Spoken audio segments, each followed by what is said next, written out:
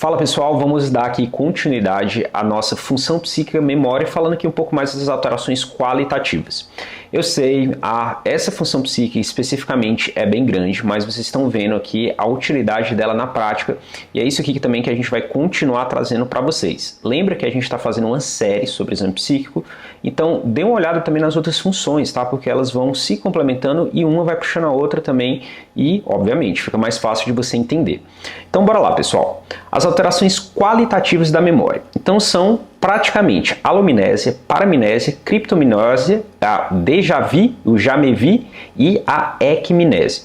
Pessoal, vamos primeiro começar falando a diferença entre alomnésia e a paramnésia. Vocês viram lá que em senso-percepção a gente falou um pouco sobre ilusão e também sobre alucinação, beleza? Então assim, a ilusão tá para como se fosse a alomnésia e a alucinação tá como se fosse a paramnésia. Por que isso? Porque a alomnésia é basicamente quando você tem ali uma lembrança real sobre aquilo, ou seja, que a lembrança realmente aconteceu, mas ela vai ser distorcida. E é distorcida pelo quê? Depende muito, tá? Pode ser distorcida por um afeto, pode ser distorcida por um sistema ou então uma crença delirante, pode ser distorcida às vezes até pelo nível de consciência, ou seja, a pessoa pode estar em delírio 1 e naquele momento ali ela vai ter uma certa distorção de uma lembrança que ela teve. Então isso é semelhante ali ao mecanismo da ilusão, ou seja, você tem uma imagem que é distorcida. Já a paramnésia, ela é semelhante à alucinação, ou seja, não tem aquela memória ou aquela lembrança, tá certo? E basicamente o transtorno faria como se fosse fabricar uma lembrança ou uma memória. E também isso novamente acontece às vezes ali em transtornos da esquizofrenia ou às vezes até mesmo num quadro orgânico, tá? Então vamos ver aqui um exemplo de alomnésia, ou seja, que tem a lembrança, mas que essa lembrança vai ser distorcida. Então observa bem aqui esse paciente. Vamos ver aqui para você dar uma olhada. Olha, esse paciente ele é um paciente que está de uma certa forma delirando. E aí ele está tendo aí nos delírios persecutórios dele, que ele está sendo perseguido pelos colegas de trabalho, e ele vai falar sobre o que é que esses colegas de trabalho estavam fazendo com eles. Então veja bem. Esses bichos, você notou alguma coisa que eles tinham feito mais contra você? Eles também faziam uma coisa com a caneca, que a gente tinha umas canecas ali na empresa, e eles ficavam mexendo na caneca pra me prejudicar. Como assim, caneca? Explica aí. A gente tinha umas canecas ali na agência, né? Cada um diferente do seu computador, com o logo da empresa. E eu percebi que quando eu saía, eu voltava, a caneca não estava no lugar. Mudava de lugar. E eu fui percebendo isso, fui detectando. E isso não parava de acontecer. Mas assim, Sandro, você acha que às vezes a caneca pode ter mexido, você que mexeu nela e você não percebeu? Não, teve um dia até que eu levei a caneca embora. Comecei a levar a caneca embora pra perceber isso. Mas não era isso. Quando eu chegava, eu colocava minha caneca, eu via que os outros colocavam a caneca no mesmo lugar que estava a minha. Só para me prejudicar. Entendeu? Então, era assim, as pequenas coisas que eu ia identificando isso. Então, você vê que nesse caso, que esse paciente, ele se lembra do que aconteceu, por exemplo, no ambiente de trabalho dele em relação às canecas, mas vem o sistema delirante e altera isso. Você pode ler isso como uma percepção delirante? Você pode também, mas aqui, como ele também está se lembrando, você vai ver que as memórias dele estão sendo afetadas, no caso, pela crença delirante. Então, isso aqui você pode descrever como uma alomnésia. Se, por exemplo, esse evento não tivesse acontecido e ele tivesse, por exemplo, falado que uma situação às vezes um pouco meio bizarra que aconteceu no passado, isso seria mais de uma paramnésia, tá? Ou seja, quando não tem a lembrança e um tipo de transtorno produz aquilo ali. Onde que isso é muito comum, tá? Nos transtornos orgânicos, que aí a gente vai chamar de fabulações. Ou seja, toda vez que é produzida uma memória, muitas vezes em uma lacuna, a gente vai chamar de fabulações. Pode dar um exemplo desse caso? Claro que sim. Vamos supor aqui, por exemplo, que tem um paciente que ele teve um quadro ali de algum transtorno por causa de álcool, ou seja, às vezes um quadro ali de Wernicke-Korsakoff. E aí ele vai fazer um certo tipo de demência alcoólica, mas também ele vai produzir ali lacunas. E toda vez que você chegar para perguntar alguma coisa para esse paciente, ele vai produzir uma memória. Isso ficou bem claro assim para mim, por exemplo, teve um paciente que eu tive que ele tinha um quadro de Korsakoff e todo dia eu ia avaliar ele e eu perguntava a profissão dele. E todo dia ele me respondia uma profissão diferente. Então, por exemplo, em um dia ele falava que era carpinteiro, no outro dia ele falava que era pintor, no outro dia ele falava que trabalhava com fechaduras. Ou seja, ele realmente acredita naquilo, ele não tem esse dado biográfico sobre ele, fica uma lacuna e aí é preenchido por uma fabulação. Tá? Então, isso é uma paramnese. E também tem pessoas, às vezes, que podem produzir memórias falsas, né, que a gente chama também de pseudologia fantástica. Mas pseudologia fantástica a pessoa produz e muitas vezes ela pode até acreditar naquilo, tá? Mas tem essa simples diferença, ou seja, pseudologia fantástica, teoricamente, tá? Ela sabe que está produzindo, mas ela de uma certa forma acredita naquilo, e já fabulações ela não sabe que ela está produzindo, é mais uma lacuna ali que se vê preenchida por uma memória. Isso é bem interessante. Beleza, pessoal, esses são os dois tipos mais importantes de alterações qualitativas da memória que vocês têm que saber. A alomnese de um lado e paramnese de outro lado. Só que a gente também tem outras alterações. Por exemplo, tem a criptomnese, que seria quando você tem um certo tipo de uma falha de reconhecer que aquele pensamento que você teve já estava no passado. Como é que é isso? Imagina, por exemplo, quando você tem uma ideia genial. E essa ideia genial, na realidade, você já pensou nela, e aí você fez uma espécie de plágio involuntário, só que naquela hora você não reconhece que aquele conteúdo da sua cabeça, né, ele estava no passado. Então você vai ter uma ideia, certo tipo de originalidade daquilo ali. Mas na realidade você já pensou, então você simplesmente já teve contato com aquele conteúdo e esqueceu. E aí volta de novo como sendo no presente. Então isso é basicamente uma criptomnese. Acontece bastante em pessoas normais, tá bom? E também tem quadros que a gente chama de déjà vu e de jamais vu. Déjà vu é quando você tem uma situação que basicamente você se apresenta, né? Então você chega num local e você reconhece aquele local como familiar, tá? Então, isso pode acontecer em pessoas normais, mas também pode acontecer às vezes em quadros de epilepsias, tá? E o jamais vu é quando você tem uma situação familiar que você não reconhece ela como familiar. Ou seja, imagina que você vai e vê o rosto da sua mãe. E aí você não reconhece que é sua mãe. Então você pode ter ali, teoricamente, um rosto familiar que você não consegue reconhecer. Isso pode acontecer em quadros orgânicos, tá? Mas isso também acontece bastante ali em quadros, às vezes, um pouco dissociativos. Então o paciente ele pode falar, olha, nunca vi essas pessoas, não reconheço, e pode ser os familiares dela. Então assim, suspeita. Suspeita principalmente aí de quadros epilépticos e também suspeita de quadros dissociativos. E por fim a gente também tem as ecmneses, que são a presentificação do passado, ou seja, memórias ou lembranças que a gente já viveu e elas são vividas naquele instante como presentes. Qual é o exemplo mais clássico disso aqui? Para pensar um pouco mais, aqui os flashbacks, tá? Que acontece, por exemplo, ali nos TEPTs, ou então no transtorno de estresse pós-traumático. São memórias que invadem a consciência da pessoa e ela tem uma certa revivência daquilo com uma carga muito grande que está acontecendo no presente. Tem outro exemplo disso aqui? Claro que tem, tá?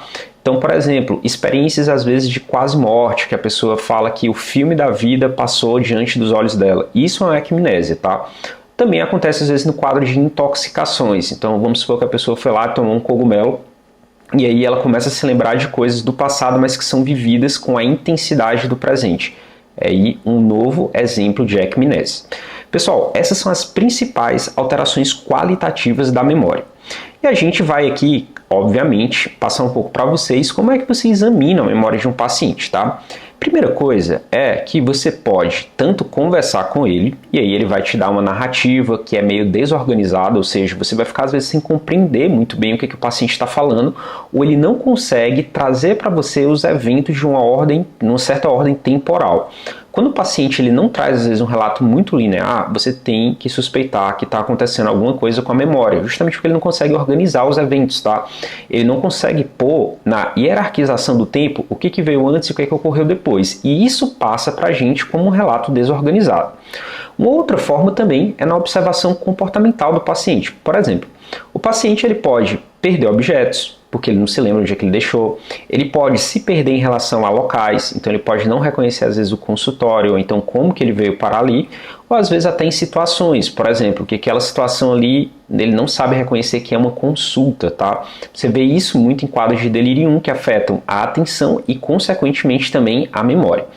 E, obviamente, o exemplo mais clássico, às vezes ali nas demências, o paciente ele vai ficar repetindo o que você acabou de perguntar para ele, às vezes ele vai te dar também uma para-resposta, então você pergunta uma coisa, ele fala outra coisa, ou então você pode às vezes dar um certo tipo de instrução e o paciente ele pode não cumprir com aquilo. Por exemplo, imagina que você chega ali para uma criança que tem TDAH e aí você fala, olha, eu quero que no caso você pega essa mochila, na hora que você entrar, deixa a mochila no seu quarto, depois lave as mãos e vem aqui almoçar com a gente, tá? Às vezes a criança, por ter uma desatenção, e isso obviamente prejudica também a memória, prejudica, que a gente viu, a memória de trabalho, ela pode escutar só um trecho, tá? Ou então ela pode se lembrar só de um trecho da instrução que você falou. Então tem essas duas formas, a gente pode tanto ver pelo relato narrativo do paciente, quanto também ali pela observação comportamental dele. Só que também é muito importante que a gente realize testes de memória. E aqui, pessoal, eu vou passar pelo menos um tipo de teste para vocês que vocês vão pesquisar aí, tá? Mas que é bom vocês terem uma carta na manga. E a gente tenta dividir um pouco esses testes de memórias, principalmente naquela memória que a gente viu de fixação e também em outras memórias que são as recentes e também as remotas, tá? Então, beleza. Primeira coisa que eu quero que vocês saibam é que na memória ali de fixação, a gente utiliza um dispositivo, um teste que a gente chama bateria breve de rastreio cognitivo de Nitrine, tá bom? Então, tarefa de casa. Você vai depois daqui botar aí no seu computador, no seu celular e pesquisar esse teste. Esse teste é bem legal, pessoal, porque ele avalia a memória, mas ele também avalia outras funções executivas. Por exemplo, tem uma parte lá que é um pouco de fluência, tem outra parte que é também de fazer a construção de um relógio, ou seja, testa as habilidades executivas e também as visoespaciais. Como o próprio nome já diz, é uma bateria breve de rastreio cognitivo, mas nessa bateria breve tem uma parte que vai testar a memória. E nessa parte, vocês estão vendo aqui umas figuras, tá? A gente mostra literalmente essas figuras aqui para o paciente e tem um tempo para você mostrar. Então, por exemplo, você mostra depois por 30 segundos, depois retira. Pede para o paciente repetir, depois mostra uma outra vez, depois pede para o paciente repetir de novo o que ele viu. Depois você aplica testes para distrair ele e depois pede novamente para ele dizer quais as figuras estavam.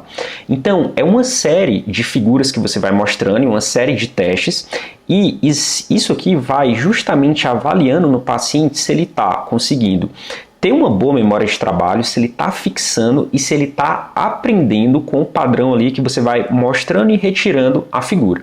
Então assim, dá uma olhada nesse teste porque ele é bem simples de aplicar e ele mesmo tem as instruções de como aplica. Eu sugiro bastante você usar isso aqui no consultório porque consegue ajudar você e também você vai poder ali identificar alguma coisa que esteja acontecendo com o paciente. Beleza. Então utilize essa bateria breve de rastreio cognitivo de Nitrine. Tarefa de casa é ver isso aqui. Beleza, pessoal. Uma outra forma também, às vezes, de você fazer testes de memória é você perguntar sobre dados recentes ali para o paciente. Por exemplo, o que ele almoçou ontem, tá? O que aconteceu na semana dele, quais são os eventos que estão acontecendo no mundo ali, mais ou menos naquele mês ou na última semana. Então o paciente ele vai tentar lhe dizer e se você conseguir ver que ele não consegue, tá? Tem alguma coisa ali. Uma outra coisa também são dados mais remotos, e aí você vai para a biografia do paciente. Pergunta, por exemplo, quando ele nasceu, quando às vezes ele se casou, basicamente ali fatos que você espera que ele saiba contar muito bem isso, tá? E também investiga isso por períodos, tá certo? Infância, adolescência, começo de idade adulta, tá certo? Então, assim, são dados que a gente pode ver. E, obviamente, quando você ficar em dúvida, então quando você precisar de uma avaliação mais rebuscada, você também pode solicitar testes neuropsicológicos. O teste neuropsicológico aí é um aparato bem grande, tá? E uma das funções que vão ser avaliada é a memória, tá? Então pode ser interessante, mas é legal também assim que você dê uma lida e veja como que aquele profissional fez aquele tipo de teste, porque assim, o teste neuropsicológico ele é meio que operador dependente, tá? Então tem essas formas da gente testar a memória. E pessoal, isso aqui basicamente são as principais alterações da memória. Eu sei que essa aula por si só, ela ficou grande, tá? Então, a gente vai, obviamente, fazer um resumo aqui, só que a gente vai partir das principais alterações da memória em cada transtorno, tá bom? Então, Por exemplo, na mania, tá? Você vai ter principalmente uma hipermnésia de evocação, ou seja, o paciente ele pode começar a se lembrar de várias coisas, associada a uma hipomnésia de fixação, ou seja, às vezes por o pensamento dele estar acelerado, ele pode não gravar e não aprender muito bem o que ele está ali, de uma certa forma, interagindo ou então recolhendo do ambiente. E, obviamente, quando o paciente tem um quadro maníaco, ele pode sair daquilo e não se lembrar, que a gente chama de hipomnésia lacunar, tá certo? Posterior exatamente ao episódio que ele teve. E lembrar também que transtorno de humor pode ter ali um afeto que altera aquelas vivências mnésticas, tá certo? Que a gente chama de alomnésia, que a gente viu o exemplo ali em vídeo. Na depressão, o que a gente vai ter? Você pode ter uma fixação reduzida, ou seja, um aprendizado reduzido justamente pelo desinteresse. O paciente ele está com menos volição, ele pode não ter uma certa valência nos conteúdos e isso pode, obviamente, prejudicar o aprendizado dele. Lembrando também que ele pode ter uma hipomnésia de evocação, ou seja, uma dificuldade de relembrar dos fatos. E muitas vezes isso acontece quando os pacientes eles estão mais inibidos, tá? Inibidos tanto da psicomotricidade, mas também do psiquismo. Eles estão tão alentecidos ou lentificados que eles podem ter dificuldade de se lembrar das coisas. Isso aqui é aquele típico quadro, né, de um senhor ou uma senhora um pouco mais idoso que ele começa a deprimir, né, mais numa idade um pouco mais ali na ponta, né? E aí aquela depressão se confunde com o quadro demencial. Só que quando você trata o episódio de humor, a pessoa volta ao normal. E isso realmente pode confundir, tá? Uma depressão com um quadro demencial ali de início, tá? Então prestem bastante atenção nisso. Você também pode ter na depressão o que a gente chamou de hipermnésia seletiva, ou seja, se lembrar bastante só dos fatos ruins, ou então só dos fatos ali que estão mais relacionados com aquele humor deprimido. E, novamente, a alomnésia, ou seja, o afeto alterando os eventos ou os fatos como eles foram, dando aquela tinta mais melancólica para o que aconteceu. Na esquizofrenia, a gente também pode ter hipomnésia de fixação, lembrar que cursa com certo tipo de apatia e diminuição da volição, isso também pode prejudicar a fixação. Pode também ter uma hipermnésia seletiva, sempre ali girando, né, em torno dos conteúdos delirantes, e também as alomnésias e as paromnésias. Delírio 1 é um clássico, tá? Pelo próprio nível de rebaixamento do nível de consciência, você pode ter uma hipomnésia de fixação. O quadro de delírio 1, vocês lembram, tanto às vezes a consciência pode estar rebaixada, quanto também você pode ter uma deficiência na atenção. Ela pode estar hipotenase, o paciente ele não presta atenção em nada, então ele tem muita dificuldade de segurar a atenção ali naquela coisa. E isso, consequentemente, tá, atrapalha o aprendizado e a fixação dele, que a gente vai chamar aí de hipomnésia de fixação. E também, enquanto o paciente está rebaixado, ele pode não lembrar daquilo que aconteceu, que é aquela hipomnésia lacunar. Na demência, pessoal, aqui é interessante, tá? Porque o que a gente, pelo menos, conhece mais são justamente alterações na memória. E o que a gente vê? Um certo tipo de hipomnésia de fixação, que é o predominante. Então, os pacientes que eles estão ali em quadros demenciais, e demências aí de praticamente todos os tipos, Alzheimer, Lewy, tá? Demências vasculares, eles podem justamente ter uma dificuldade de aprendizado ou então uma dificuldade de fixar novas informações. Lembrar também que a evocação deles pode estar prejudicada e lembra lá, pelo amor de Deus, da lei de Ribot, tá? Então, o paciente ele vai esquecer coisas que são mais simples e ele vai tender a não esquecer coisas que são mais complexas. Eventos recentes ele tende a esquecer mais, eventos mais tardios ele tende a esquecer menos, tá bom? E quando tem uma lacuna ali naquela memória, daquele período, ele pode preencher com uma paramnésia, que aqui a gente dá o nome de fabulação. Lembrar também que a memória explícita ela é mais prejudicada do que a implícita, ou seja, é mais fácil às vezes ele esquecer um fato, ou então lembrar de por exemplo, de um evento que aconteceu na vida dele, do que ele desaprender, por exemplo, a dirigir, ou então a tocar violão, a tocar piano. Você vê ali, às vezes, pacientes que têm quadro de Alzheimer, que às vezes eles não vão se lembrar de muitas coisas autobiográficas, mas você bota um piano lá e eles tocam, tá? E também lembrar que a memória episódica, ou seja, relacionada a fatos biográficos, é mais afetada do que a memória semântica. Ou seja, às vezes eles podem esquecer datas, eventos que são relacionados a eles do que propriamente conhecimentos gerais, tá bom? Então, lembra um pouco disso. Beleza. No transtorno amnésico, tá? Lembrar que transtorno amnésico é basicamente ali uma falha de memória causada por um transtorno orgânico. Onde é que isso aparece? Korsakoff, quadros de epilepsia, TCE, uso de benzo e até também quadros ali pós-ECT, eletroconvulsoterapia, tá? O que você tem? Uma hipomnese de fixação, você também pode ter uma desorientação temporoespacial, porque justamente você não consegue fixar e se localizar as coisas, e também fabulações aqui novamente, lacunas de memória que são preenchidas por uma paramnese. Beleza.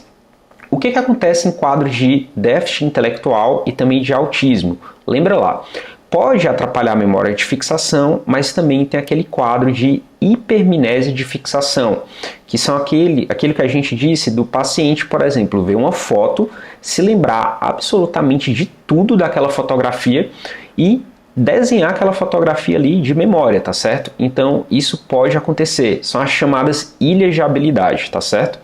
E em quadros de epilepsia, a gente deixou aqui um pouco separado por causa da prevalência e também por causa que afeta bastante essa função. Você pode ter hipomnese de fixação e também ecmneses, déjà vu nos estados crepusculares e amnésias lacunares. Ou seja, quando a pessoa está ali tendo um tônico-clônico generalizado, uma crise de ausência, ou às vezes crises focais desperceptivas, ela pode não se lembrar daquele evento, que é bem comum, tá certo? Então você pergunta para a pessoa o que aconteceu e por ter justamente um certo tipo de descontinuidade na consciência, ela não vai lembrar, tá? Lembrar também, que enfim, desculpa o trocadilho, tá? Que isso pode acontecer em quadros pós-ictais, ou seja, a pessoa teve uma crise de EPI, ela fica meio confusa e depois ela não se lembra muito bem daquilo que aconteceu. Também, estamos chegando no fim, se acalma, transtornos dissociativos, tá? O que pode acontecer aqui de quadros mnésicos nesses transtornos? Lembrar que eles são reversíveis, ou seja, a pessoa pode perder a memória, mas a memória volta, tá? Isso é muito importante. E reversível, às vezes, vai ser com o tratamento, com a comunicação diagnóstica, ou às vezes mesmo com a vida, tá certo? Tem um evento lá, perdeu a memória, depois de outro evento, volta a memória. Isso pode acontecer.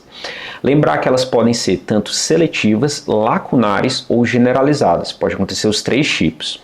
Lembrar também que é mais frequente retrógrada do que retroanterógrada. Ou seja, a retrógrada, que é mais rara, acontece aqui principalmente nos transtornos dissociativos.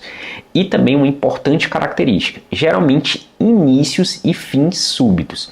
E quando você vê isso, vá atrás de um desencadeante. Geralmente tem alguma coisa aí, por exemplo, uma situação muito difícil, um afeto muito intenso, ou então uma situação de vida que era de difícil saída e a pessoa dissocia e perde a memória. Por exemplo, imagina que a pessoa ela tem um quadro ali já dissociativo, somatoforme, conversivo, e aí ela tem uma situação muito difícil que vai resultar no perda de emprego dela. E aí ela dissocia e perde completamente a memória. Isso pode acontecer. Geralmente o fim e o início são bem súbitos, tá certo? E também, pessoal, uma coisa que é importante. Às vezes essas pessoas elas perdem a memória e elas ficam meio indiferentes com isso, ou seja, não é um grande problema para elas. É o que a gente chama de la belle indifférence, tá? Ou então uma bela indiferença, que é nada mais que uma dissociação idioafetiva entre o que aconteceu e o afeto que a pessoa está tendo. Porque a maioria das pessoas, numa situação como essa de perda de memória, elas estariam bem angustiadas ou então bem apreensivas sobre isso, tá bom?